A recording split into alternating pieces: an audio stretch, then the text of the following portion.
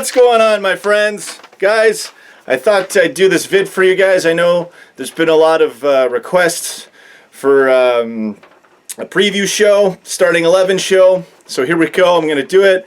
I can't promise it every game just yet because I got to get used to the flow of things. I do all my own editing, all my own production here. So a lot goes into it. But I'm going to try to do this at least for the big games.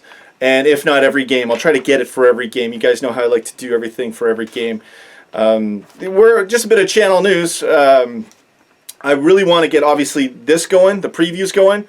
And like I had said in another video, once I get Sony Vegas or some great editing software, because I just use a basic one right now, then I can do some great comedy things with movies and all the stuff you guys see on the net that's hilarious. I want to get in on that too. I have all these ideas, but I just never have the tools to do it, and still working on the time. But the more videos I get, guys, kind of back to the channel news thing, like what I want to do, the more views you get and the more action you get on the channel's going to take off, and I'll be able to do this, you know, on a full-time basis. I won't have to worry about time anymore. I can give you guys the best stuff all the time. What I want to get it to, in terms of, you know, the feel of the channel and the expectations of the channel, is that when you guys come to the channel daily, there should be something new, some sort of content for you guys.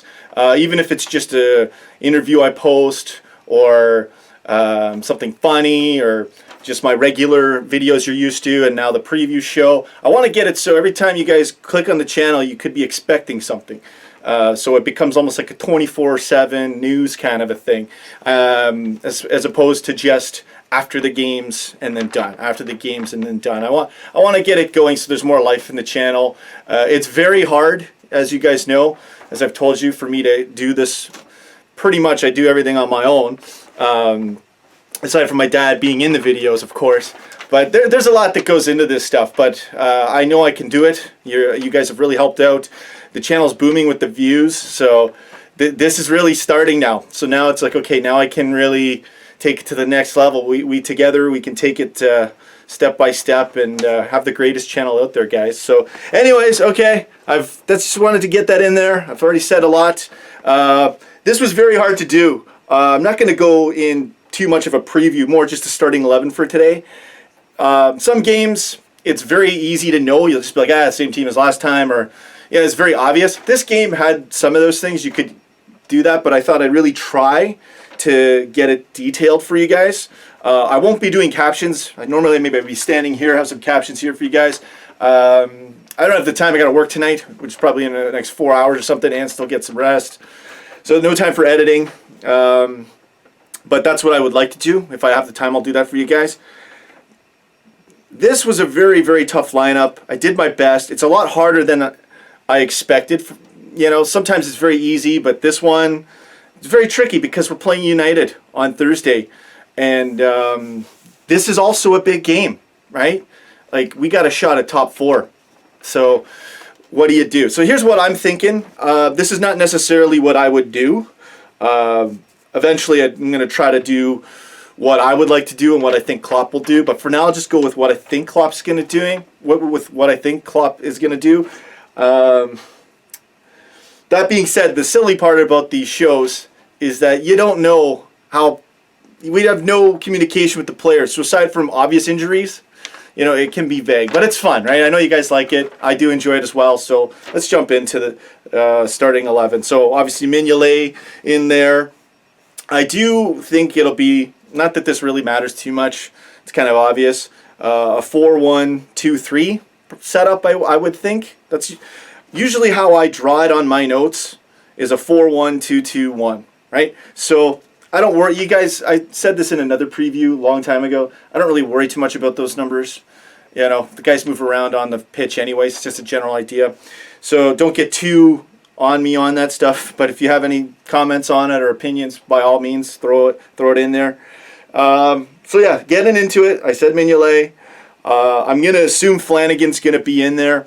I would have thought we should rested him, you know, maybe give Moreno a nice little chance here, but this is a big game too. Obviously Moreno's been really, you know, not holding it, you know, together back there. So let's just assume Flanagan's going to be in, assuming his condition is very strong, very good. So he'll be in the United game as well.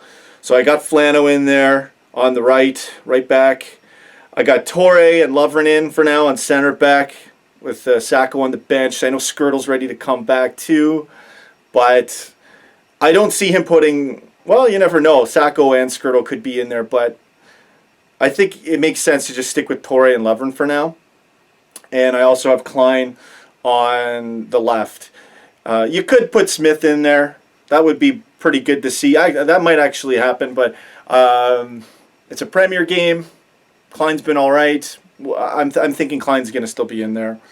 Then I've got, because Lucas is injured, I've got Joe Allen holding the midfield in that central role. Hendo, I don't think Henderson's going to be on. Maybe he'll be on the bench. So I put Chan in there. I've got Chan where Hendo is. And Milner on the left, on the other side. I figure Milner will still be in there because we don't have too many guys to select from to rest. Now this is where it gets kind of tricky. More for the next game. The next one will be really interesting. I hope I can get a preview for you guys because it is United too. This could be an epic game. But this will be tricky because you've got Lallana, Coutinho, Firmino, Sturridge, and Origi. The thing is this is game to game too, right? Like, okay, get it a bit ahead of myself here, but you know, it's hard to tell if a guy goes off in a game. You know, it might alter it. Sturridge with the injuries. You know, there's a lot of different mechanisms to deciding this. So I went with Lallana on the right wing. Coutinho on the left. I'm assuming Coutinho's going to be in there. I was thinking maybe we don't put him on, put Firmino on still. But I don't know. Like, it's a tough call, you know. And again, not having a relationship with Coutinho, how do you know? That's where these things are going to be. They're more for fun, more vague, you know. So I got Coutinho in there, and then at the front as our striker, I got Origi. I think Sturridge will be on the bench. I was talking with my dad. Do we put on Sturridge first, and then maybe sub on Origi? Origi is an amazing sub, and he really sparks the game every time he comes on. And Sturridge would probably start against United, and if you need a spark, you got Origi. So it makes sense. So I would think Origi's going to be in as he was in last game. And, you know, I think it's a fairly accurate call here. But you never know. I mean, it's always up to Klopp. And as for the subs, you know, I just have Sturridge, Benteke, Henderson, Sacco. I didn't even fill out any more. And, of course, Ward's in there. But I found it almost more challenging because we still are battling with a lot of injuries, so it's still hard to find a guy to put in there. But yeah, so that's pretty much it for what I got here for the starting 11. As far as the game goes, we gotta kick. You know, I'm trying not to swear here, guys. We really gotta nail these guys. I've had it. You know, obviously what happened in 2014 that ended our run. Suarez in tears. Like, these guys gotta pay, right?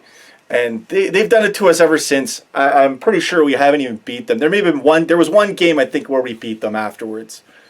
Where the whole curse was broken or whatever they were saying. But you know what? I think last time we played these guys, I think it was 3-1. And we had 60-something% of the ball. But it didn't matter, you know. We got to run at these guys. You want to win the game, you got to run at them. Look what happened with City. We didn't sit back, you know, and just be forced to make a silly pass. You guys have heard me talk about this before. It's a very simple concept, but that's usually, you know, how you break open these games. So we got to come at these guys running hard. And yeah, I feel confident. I feel like we're going to get the win. I'm thinking maybe like a 3-1. Maybe they'll get one, but I'm thinking a 3-1. I'd love to just smoke them. You know, every team.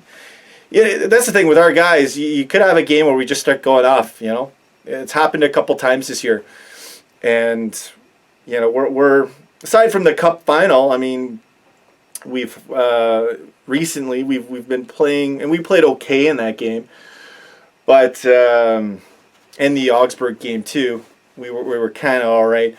But what I'm getting at is we've had the goals in the other games, the Villa game, beating City 3-0. You know, like we're starting to bounce back now, and I feel very good about this game. So I think that's it, guys. Never really done one of these preview shows, and look at how long it's gone already. Wow. I think the only one I ever did was like, you know, a really long one. It was about 20 minutes long or something. So, you know, I got to keep it down, keep it so that people can handle the amount of stuff there. So, anyways, I'm rambling. Got to finish the vid. Thank you guys so much for your support. Share the video, subscribe, like, comment. Let's get it going, guys, and go get it.